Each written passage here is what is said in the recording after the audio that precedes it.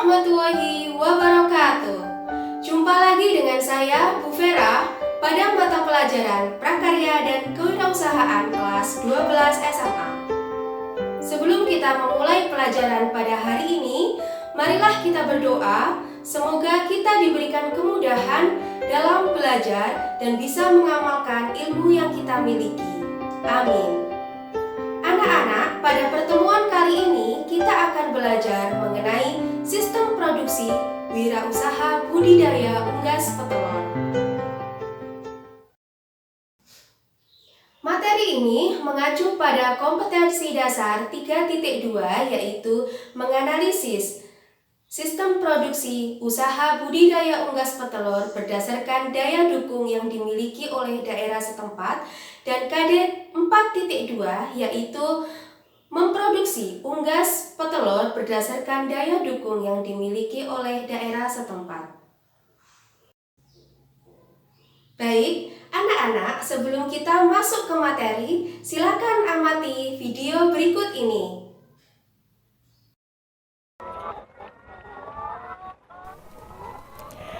Beternak ayam petelur memang terlihat masih asing di telinga masyarakat.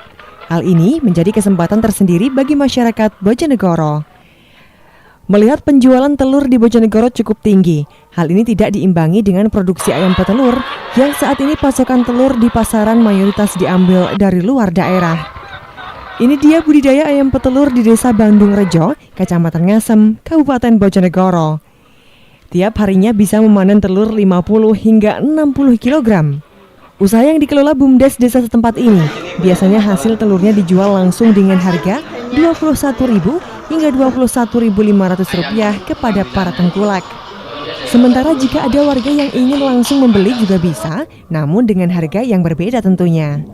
Sementara itu kendala yang dihadapi saat budidaya ayam petelur, yakni membutuhkan lokasi yang tenang dan steril agar ayam petelur tidak stres.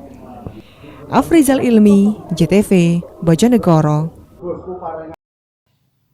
Nah, dari video tersebut, apa sih yang terbesit dalam benak kalian mengenai sistem produksi usaha budidaya unggas petelur? Ya, bisnis ayam petelur menjadi salah satu usaha yang cukup menarik untuk digeluti di Indonesia. Sebagai negara dengan jumlah konsumsi telur yang semakin tinggi, cukup mempengaruhi peluang dalam menjalankan bisnis ini. Dalam memulai usaha budidaya unggas petelur, kita perlu mengetahui peluang dari bisnis itu sendiri. Hal ini dapat ditinjau dari segi kebutuhan gizi masyarakat dan juga relatif mudahnya dalam perawatan usaha budidaya unggas petelur. Selanjutnya, apa saja sih yang perlu dipersiapkan dalam sistem produksi usaha budidaya unggas petelur? Yang pertama yaitu penyediaan kandang. Dalam memilih lokasi kandang, ada beberapa hal yang perlu kita perhatikan. Salah satunya yaitu usahakan lokasi kandang jauh dari pemukiman warga, namun tetap bisa dilalui oleh transportasi. Usahakan juga kandang memiliki sirkulasi udara yang cukup dan juga memiliki sinar matahari yang cukup juga. Nah, kandang pada unggas petelur ada dua jenis, yaitu kandang koloni atau kandang postal dan kandang baterai. Kita bisa memilih salah satu dari jenis kandang tersebut berdasarkan kebutuhan yang kita perlukan. Untuk kandang koloni atau kandang postal ini cirinya yaitu ayam atau unggas dibiarkan dalam satu kandang secara bebas.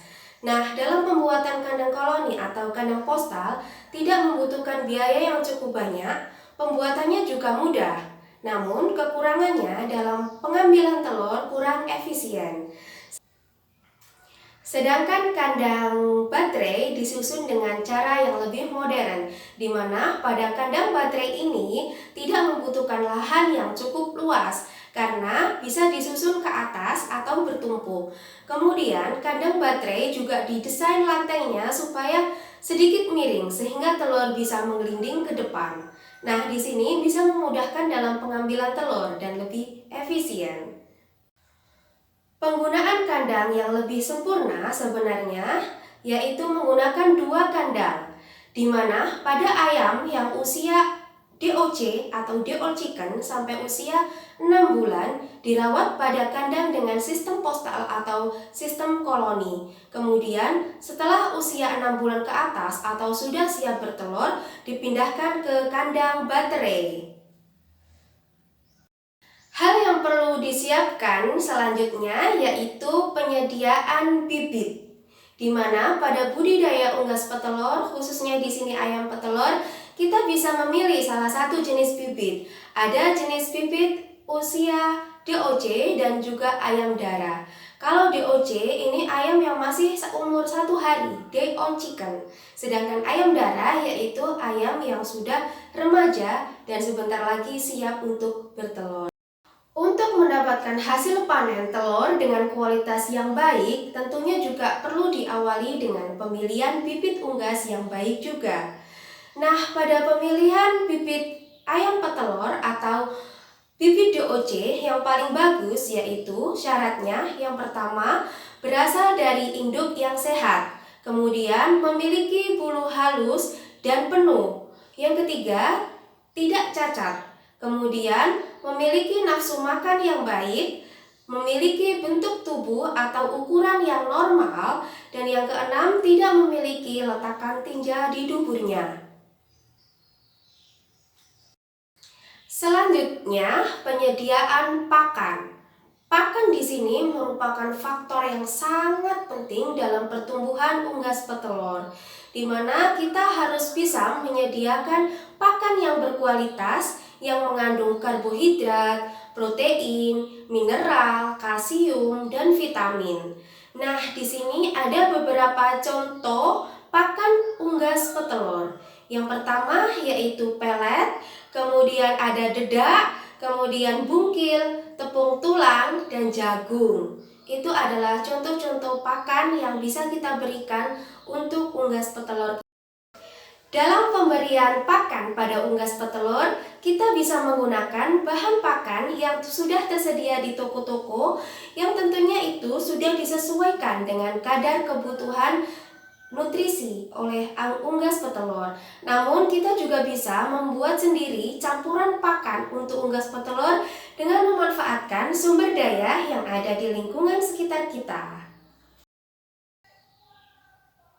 Kita juga perlu memperhatikan kebutuhan nutrisi unggas petelur kita, di mana semakin besar usia unggas petelur kita, maka kebutuhan nutrisi yang diperlukan juga semakin tinggi. Nah, di sini ada 3 fase pertumbuhan ayam, yaitu fase starter usia 0-4 minggu, kemudian fase grower usia 7-20 minggu, dan usia layer yaitu usia 21-80 minggu, yang tentunya pada setiap fase ini memiliki kebutuhan nutrisi yang berbeda juga.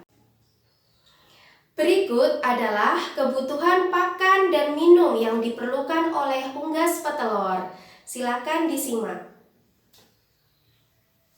Selain pakan dan minum, juga masih ada beberapa hal yang perlu kita siapkan dalam pemeliharaan unggas petelur, seperti obat-obatan, vitamin, hormon, bahkan juga vaksin.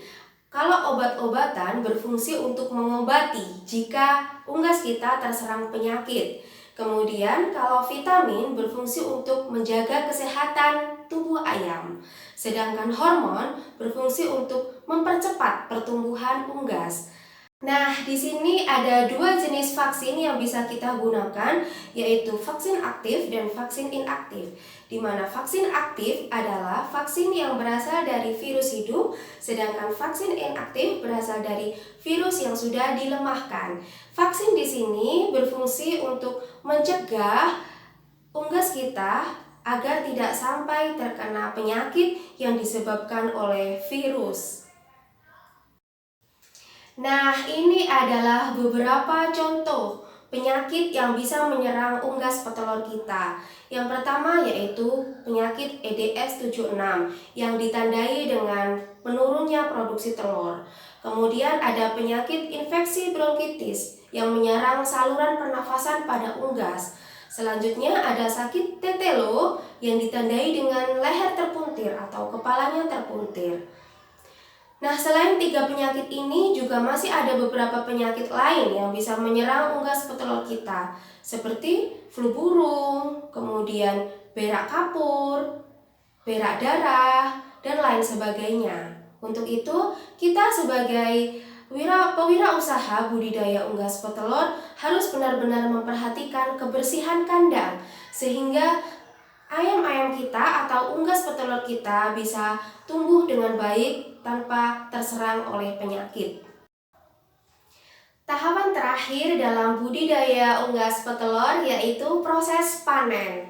Nah, panen di sini kita mengambil telur pada unggas untuk kita jual. Di sini dalam pengambilan atau pemanenan telur perlu dilakukan 3 kali dalam sehari, yaitu pagi sekitar jam 10 sampai jam 11, kemudian siang sekitar jam 1 sampai jam 2, kemudian sore sekitar jam 3 sampai jam 4. Hal ini perlu dilakukan supaya menghindari kerusakan pada telur. Nah, setelah dipanen, telur-telur ini perlu dilakukan penyortiran, di mana kita harus mengetahui mana ciri-ciri telur yang baik dan mana ciri-ciri telur yang tidak baik atau tidak layak untuk dijual. Ciri-ciri telur yang baik yaitu yang pertama, cangkang telur utuh atau tidak mengalami keretakan. Kemudian yang kedua, bebas dari kotoran yang menempel. Selanjutnya, yang ketiga, warna cangkang cenderung gelap. Dan yang keempat, yaitu tidak memiliki aroma busuk. Kemudian yang kelima, rongga udara terdapat pada bagian tumpul dan tidak berpindah tempat. Kemudian yang keenam, bentuk dan ukurannya standar, tidak terlalu kecil juga tidak terlalu besar. Dan yang terakhir, memiliki berat yang pas. Nah, pada layar bisa kalian lihat di sini ada berbagai jenis atau berbagai ukuran pada telur ayam. Ada ukuran S, M, L, dan XL, di mana kita bisa mengetahui di sini mana sih jenis atau ukuran telur ayam yang paling bagus, yaitu pada ukuran M dan L. Nah, ini adalah tahapan pasca panen yang perlu kita lakukan. Yang pertama yaitu penyortiran, di mana kita harus bisa menyortir mana itu telur yang normal dan mana itu telur yang abnormal. Kalau telur normal, cirinya dia bentuknya oval, bentuknya mulus dan bersih. Kemudian beratnya sekitar 57,6 gram atau 63 cc. Sedangkan telur yang abnormal, dia memiliki ukuran yang terlalu kecil atau terlalu besar, kemudian retak atau tidak rata, dan bentuknya lonjong. Nah, setelah disortir, kemudian selanjutnya perlu dibersihkan dari kotoran yang menempel dengan cara dicuci atau diamplas pelan-pelan. Nah, yang terakhir baru kemudian dikemas dan siap untuk dipasarkan. Tahapan selanjutnya yaitu sanitasi dan pemeliharaan kandang. Sanitasi dan pemeliharaan kandang ini sangat penting untuk kita lakukan karena memiliki tujuan yaitu menjaga kesehatan dan keamanan ayam. Nah, kapan sih sanitasi dan pemeliharaan kandang ini dilakukan? Sebenarnya setiap hari perlu kita lakukan yang namanya pemeliharaan kandang. Namun, yang lebih penting lagi juga dilakukan setelah panen selesai. Nah, di sini setelah panen selesai, kita perlu melakukan perbaikan jika ada kandang yang rusak. Kemudian juga menjaga kebersihan kandang dan lingkungan sekitar. Hal ini dilakukan untuk mencegah terjadinya atau adanya penyakit yang bisa mempengaruhi kesehatan pada unggas kita. Nah, anak-anak, itu tadi penjelasan dari Bu Vera mengenai sistem produksi usaha budidaya unggas petelur. Selanjutnya, silakan bersama dengan kelompok kalian analisislah bagaimana sistem produksi usaha budidaya unggas petelur di daerah setempatmu berdasarkan daya dukung yang dimiliki. Kemudian, lakukan perencanaan sistem usaha budidaya unggas petelur berdasarkan daya dukung yang dimiliki oleh daerah setempatmu. Meliputi yang pertama, desain kandang, kemudian jenis bibit apa yang akan kalian pilih, kemudian perhitungan pakan yang diperlukan, sampai pada rencana untuk pasca panen. Apa yang akan kalian lakukan setelah pasca panen? Nah, anak-anak, cukup sampai di sini pembelajaran kita hari ini. Dari materi yang sudah kita pelajari tadi, dapat kita simpulkan bahwa dalam memulai usaha budidaya unggas petelur, kita harus memahami sistem produksi usaha budidaya unggas petelur berdasarkan daya dukung daerah setempat kita, yang meliputi penyediaan kandang, penyediaan bibit, penyediaan pakan, minum, vitamin, dan obat-obatan, sampai pada proses panen dan pasca panen. Nah, setelah kita memahami sistem produksi budidaya unggas petelur, maka kita akan bisa melaksanakan yang namanya budidaya unggas petelur dengan sukses dan menghasilkan produk telur dengan kualitas terbaik. Baik, sebelum pembelajaran hari ini kita tutup, marilah kita berdoa semoga apa yang kita pelajari hari ini bermanfaat untuk kedepannya.